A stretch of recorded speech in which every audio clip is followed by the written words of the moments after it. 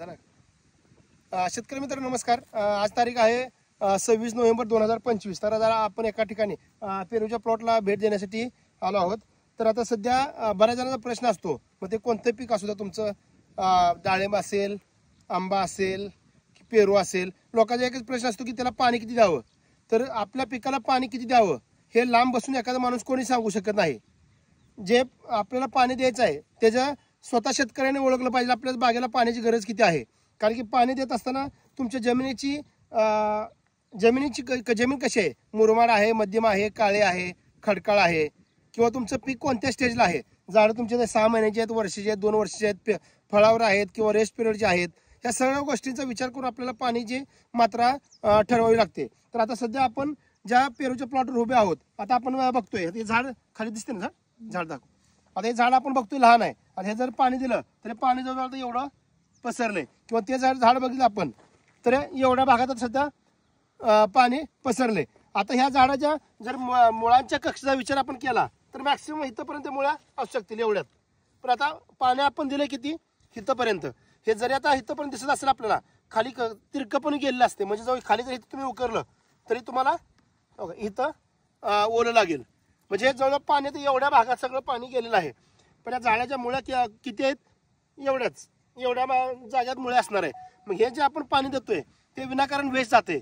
आता समजा तुमच्याकडे पावसाळा आहे किंवा तुमची नदी आहेत, शेततलाव आहे, विहिरी आहेत, तुमच्याकडे पाणी भरपूर आहे, त्यामुळे आम्ही देतोय.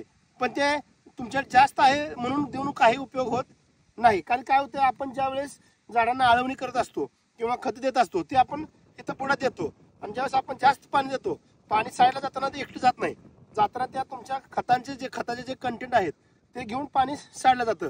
आणि ज्यावेळेस खतं तुमची झाडाच्या मुळ्याच्या कक्षेपेक्षा बाहेर लांब गेली की मग त्याचा दिलेल्या खताचा काही उपयोग होत नाही. त्यासाठी तुमच्या जमिनीत वापसा राहील इतकंच पाणी द्या. झाडांच्या मुळ्याच्या कक्षेचा विचार करा आणि त्या प्रमाणात पाणी द्या. आणि त्यानंतर विषय काय राहतो, तुमची 3 HP मोटर आहे, 5 HP आहे, 7 HP आहे, किंवा तुमची सबलाईन 2 इंच आहे, 2.5 इंच आहे, 3 इंच आहे, किंवा ही ड्रिप जी आहे ते तुमची लॅटरल 16 mm आहे, 20 mm आहे, किंवा जे ड्रिपर असतात ते 2 लिटर, 4 लिटर, 8 लिटर, 14 लिटर, मग यावरून सगळं ठरतं.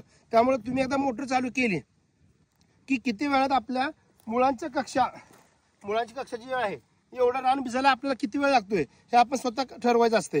कारण की दुसरा कुठला माणूस खुर्च्या सुटपुटातला माणूस गतीत ऑफिसमध्ये बसून तुम्हाला सांगू शकणार नाही की तुमच्या बागेला किती पाणी दिलं पाहिजे. फक्त देताना काय करा, वापसीचा विचार करा, आणि तुमच्या झाडाच्या मुळा जिथपर्यंत असतील तिथपर्यंत ओलावर राहील याची फक्त काळजी घ्या. कारण तुम्ही जास्त पाणी दिलं की तुमची दिलेली खतं सगळी लिचाट होऊन जाणार आहेत. त्यामुळं पाणी देताना या गोष्टीचा नक्की विचार केला पाहिजे. असेच माहितीपूर्ण व्हिडिओ बघण्यासाठी आपला शेतकरी मित्र सूरज आवतडे हा YouTube चॅनल सबस्क्राईब करा. धन्यवाद.